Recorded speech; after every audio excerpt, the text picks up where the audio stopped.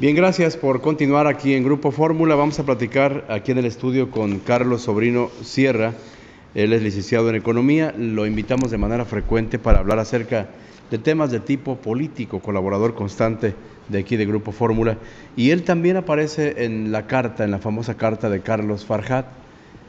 Dice Carlos Farjat que Carlos Sobrino Sierra mantiene estructuras paralelas tanto en Fomento Agropecuario como en la Secretaría de Política Comunitaria del Gobierno del Estado, y desde luego lo invitamos y él aceptó inmediatamente a estar aquí en ese espacio. Carlos, ¿cómo estás? Bienvenido. Bien, José Luis, muchas gracias por invitarme y agradecerte la oportunidad nuevamente de estar contigo. ¿Qué dirías a esa carta?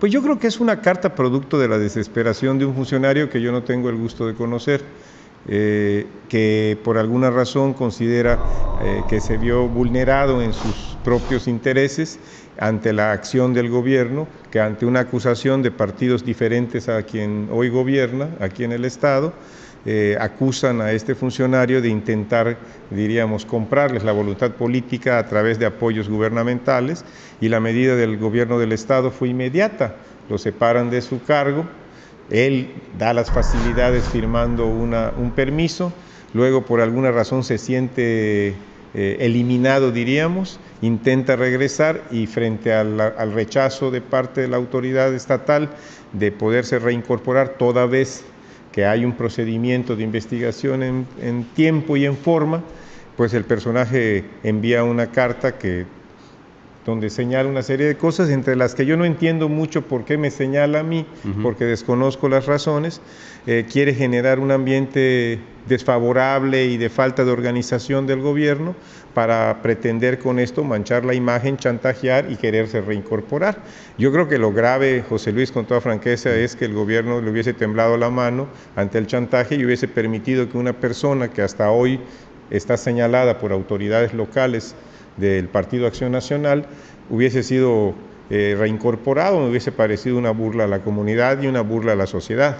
Es un poquito la figura de lo que está sucediendo en la Lotería Nacional, en donde, si tú recuerdas, Megamedia se queja de un soborno, el funcionario de la Lotería Nacional pide permiso, pero es un permiso entre comillas, porque sigue, según el diario Yucatán, en varias notas que he leído, sigue yendo a la lotería y sigue despachando y manteniendo sus mismos privilegios. Y esto, pues, lo único que te demuestra es que las autoridades federales están consintiendo una situación de este funcionario que ya fue denunciado y que incluso lo denunció un empresario privado, que es el diario Yucatán, una empresa privada que es el diario Yucatán. En el caso de Carlos Farjat, se le vio con la gente de Acción Nacional, se le vio con alcaldes, se le vio con el Comité Directivo Estatal.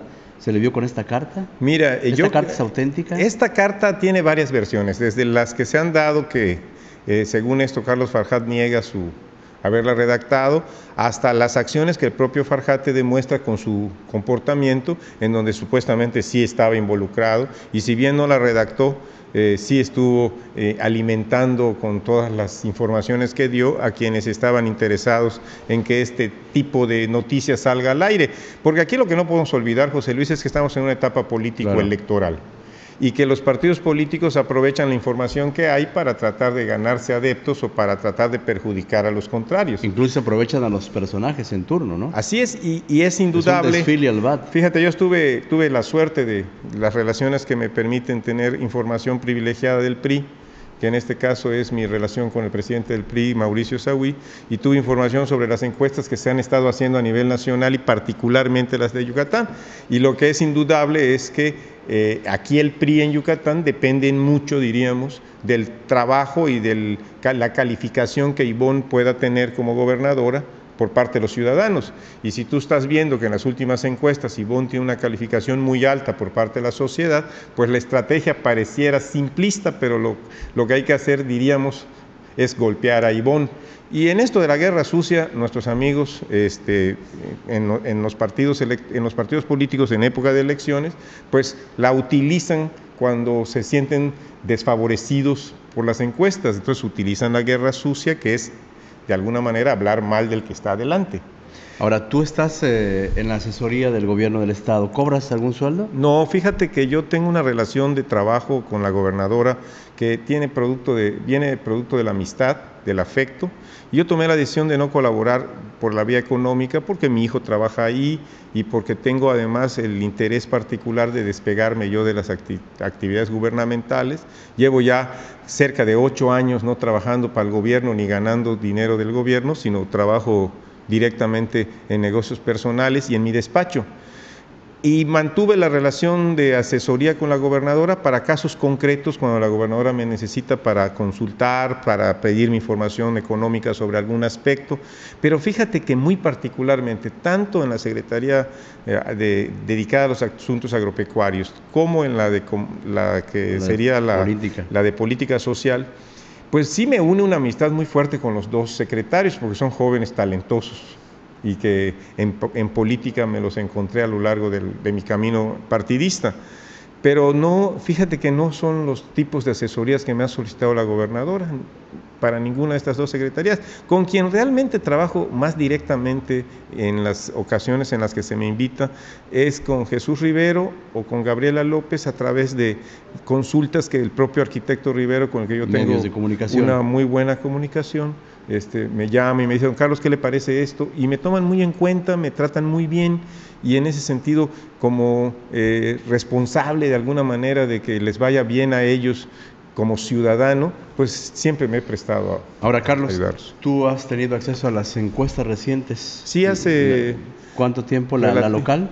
Relativamente hace 2 semanas que salieron 2 encuestas locales. ¿Qué viste en ellas? Un comportamiento muy semejante a lo que había venido teniéndose en los últimos meses. Diríamos que se han consolidado los trabajos que 5 candidatos del PRI tienen en el estado, y que diríamos que si siguen las tendencias y se siguen comportando, pues las cosas como hasta hoy, se podría esperar, diríamos, un resultado favorable. ¿Qué opinión te merece la Verumen a nivel nacional, la que se publica en el periódico Universal? Me parece que es una de las... El PRI sube 2 puntos, el PAN baja 2 y el PRD se va a 9.6, me parece. Me parece que es una de las encuestadoras que siempre han tenido las características de estar cerca de la realidad. También está Mitofsky, también está De las Heras. Y las 3 están coincidiendo con los números.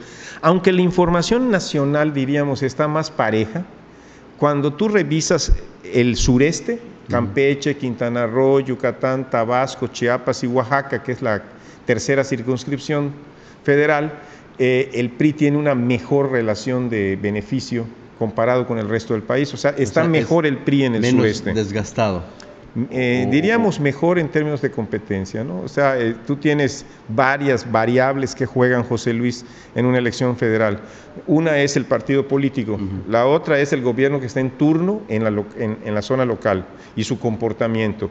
Y la tercera son los candidatos. O sea, cómo están tus candidatos, cuáles son sus características. Los 3 factores juegan un papel. Los 3 factores juegan un papel casi, diríamos, José Luis, de acuerdo a los especialistas, en proporciones muy semejantes.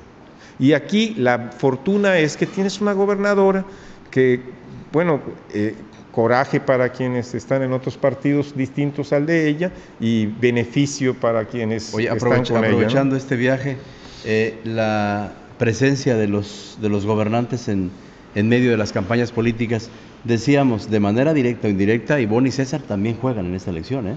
Claro, y están trabajando.